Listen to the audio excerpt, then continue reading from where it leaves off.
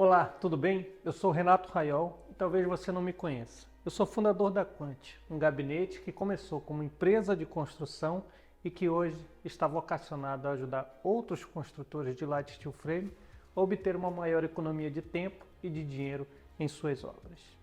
Nesse vídeo eu vou te explicar quais são as modalidades que se pode contratar uma empresa de construção. A primeira vez que um dono de obra solicita um orçamento para um serviço chave na mão, é muito provável até que ele caia para trás com o valor apresentado, tá?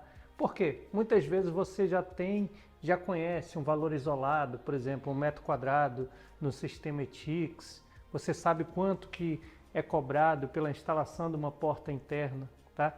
Mas tudo isso são valores individuais de um serviço isolado. O que você talvez ainda não tenha analisado com profundidade é que o valor de um serviço chave na mão não é composto apenas pela soma do valor dos materiais, mais o valor da mão de obra, mais o lucro dessa empresa. Além desses itens básicos, você deve adicionar nessa conta a gestão, a responsabilidade técnica e os riscos envolvidos em entregar aquela construção dentro do prazo e do valor definidos inicialmente em contrato. Dito isso, deixa eu te explicar agora quais são as duas modalidades mais tradicionais para a contratação de uma empresa de construção.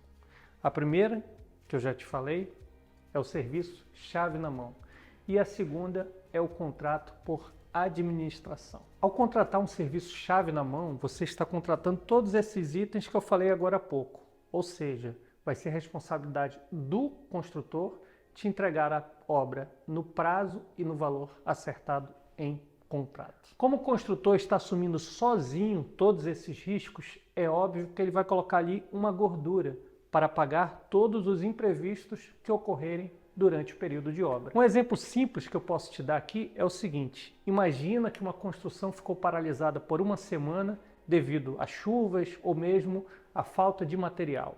Será responsabilidade exclusiva do construtor arrumar uma equipa para trabalhar à noite ou algo do gênero, para que aquele atraso pontual não afete o andamento global da obra.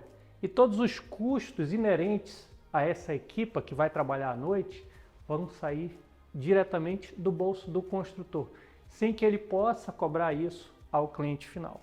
E aqui mais um exemplo. Sabe aquela mão de obra especializada que ia ali assentar seu cerâmico, que costumava cobrar 10 euros o m², mas que agora está cobrando 20? Bom, essa questão, essa diferença vai ser paga pelo construtor que fechou um contrato chave na mão. E ele não pode repassar esse valor ao dono de obra se aquilo ali é o que está previsto em contrato. Bom, depois de te dar esses dois rápidos exemplos, eu acho que ficou claro por que um serviço chave na mão pode custar muito mais caro do que a simples soma de material, mão de obra e lucro do construtor. Mas aí você pode me perguntar: Renato, não existe aí nenhuma fórmula mágica para eu conseguir reduzir esse valor cobrado pelo construtor chave na mão? E a resposta aqui pode ser contrato por administração. Deixa eu te explicar melhor o que é isso. Nesse tipo de contratação, o construtor vai dividir com o dono de obra algumas responsabilidades. Não a responsabilidade pela qualidade da construção, mas a responsabilidade por manter o prazo final da obra e por manter o custo final da construção. Então funciona da seguinte maneira: ao invés do construtor te cobrar aqueles custos todos e mais uma gordura para que ele possa se precaver dos riscos, o que ele vai te cobrar é um valor fixo, tá? Você vai pagar pela gestão da obra, para que ele gerencie e cuide da qualidade da sua construção, tá? E você vai pagar mais um percentual sobre todos os serviços, materiais, contratações que você fizer durante a obra. Vamos aqui a um pequeno exemplo. Imagina que o construtor vai te cobrar, sei lá, 10, 15 mil euros por mês para fazer a gestão da sua obra e para manter lá mais 2 ajudantes que vão fazer serviços gerais, limpeza e tudo mais. Tendo ou não serviço, você vai pagar esse valor ao construtor.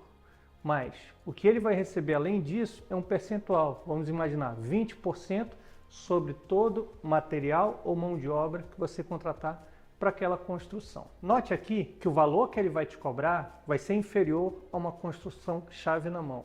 Sabe por quê? Porque ele não corre grandes riscos. Se a obra ficar paralisada ali por 2 semanas devido à chuva, ele vai continuar recebendo o valor fixo que vai arcar com as despesas dele da mão de obra. Então perceba, você está tirando aquele valor que você iria pagar para o construtor chave na mão, pagar esses riscos, e partilhando essa responsabilidade em uma obra por administração. Observe que se você optar por trabalhar dessa forma, a garantia por obedecer o prazo de obra e o custo final deixa de ser exclusivamente do construtor e passa a ser uma responsabilidade compartilhada entre o dono de obra e a empresa de construção. Em alguns casos, esse tipo de contratação pode ser interessante e gerar economia para o dono de obra, mas isso não é uma regra que vale para 100% dos casos. Para que você obtenha sucesso nesse tipo de contratação, é essencial que você solicite da empresa de construção um calendário detalhado das atividades, um detalhamento de todos os fornecedores de material e dos subempreiteiros necessários para a conclusão daquele serviço e também um calendário de pagamentos, de desembolsos, uma previsão mensal de quanto o dono de obra precisa ter de dinheiro para que aquela construção saia no prazo acertado. Em um contrato por administração, o construtor pode ou não ter uma equipa própria.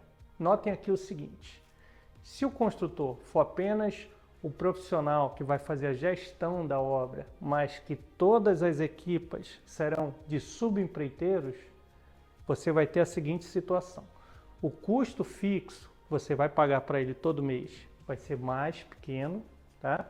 Mas o valor da mão de obra no final da construção vai ser maior, tá? Então imagina, um mês em que houver muita chuva, não teve muito trabalho, você também não vai ter grandes custos, porque ele não tinha uma base fixa muito grande. Agora, o mês que você tiver ali 3, 4 equipas de subempreiteiros a trabalhar intensamente, você vai ter ali uma fatura bem mais elevada. Por outro lado, se você contrata um subempreiteiro, uma empresa de construção que tenha equipas próprias, tá?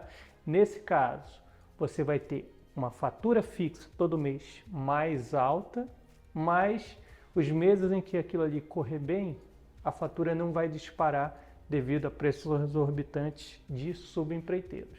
Então, assim, é sempre uma balança que você vai ter que analisar caso a caso. O risco que o dono de obra vai correr nesse tipo de contrato é que ele se estenda por um período muito maior do que o especificado inicialmente.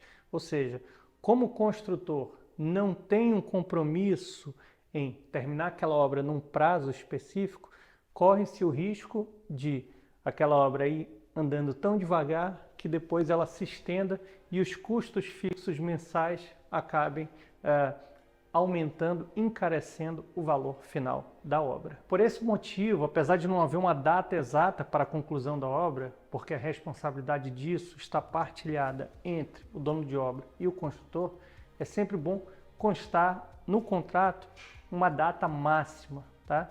E que nesse contrato também conste as penalidades, seja para o dono de obra que atrasou devido à falta de pagamento, seja do construtor que atrasou a obra devido à má administração da construção.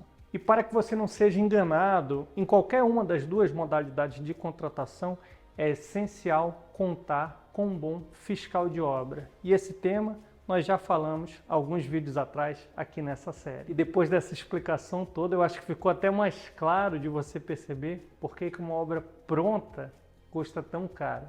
Por quê? Você não está apenas comprando uma casa, um imóvel. Você está comprando uma construção que já passou por todos esses problemas e já superou todos esses empecilhos que poderiam atrasar ou encarecer uma construção. Esse vídeo faz parte da série Aço Leve é Coisa Séria, que tem por objetivo ajudar os donos de obra a não caírem em uma furada na hora de construir em LSF. Se você gostou desse conteúdo, te convido a assistir aos demais vídeos dessa série, que serão publicados 2 vezes por semana nas redes sociais da Quant. Obrigado.